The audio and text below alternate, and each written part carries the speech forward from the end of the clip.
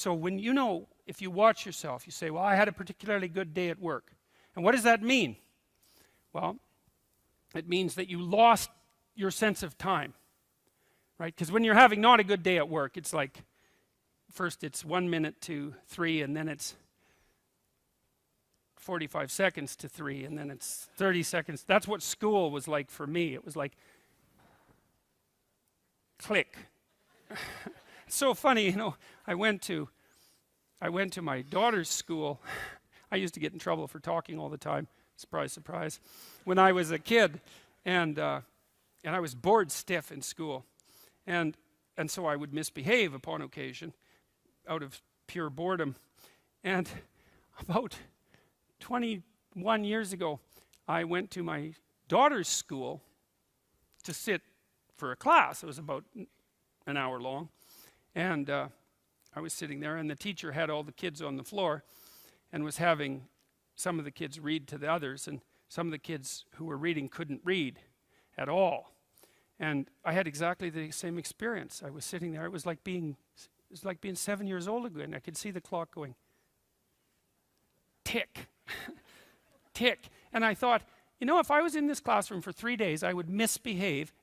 40 years old, I would misbehave exactly like I did when I was 6. No. Well, that's no place to be, right? Because you don't want to be in a place that's stultifying. You don't want to be in a place where there's no challenge. You might even quit your job if there's no challenge. Say, well, that's a good job. It gives you security. And you think, God, I can't stand this. It's eating away at my soul. It's all security and no challenge. So why do you want to challenge? Because that's what you're built for.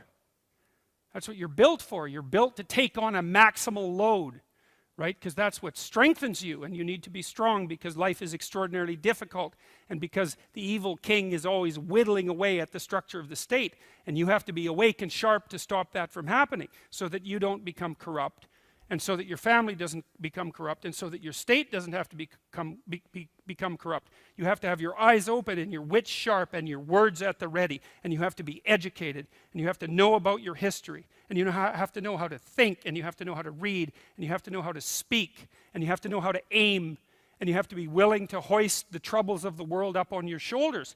And talking about responsibility to people, which doesn't seem to happen very often anymore, and the audiences are dead quiet.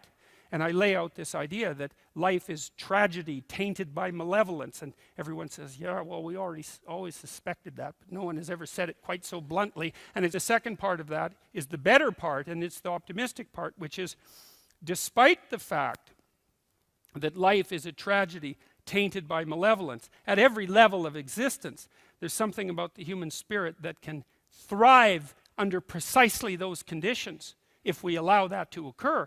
Because as difficult as life is, and as horrible as we are, our capacity to deal with that catastrophe and to transcend that malevolent spirit is more powerful than that reality itself.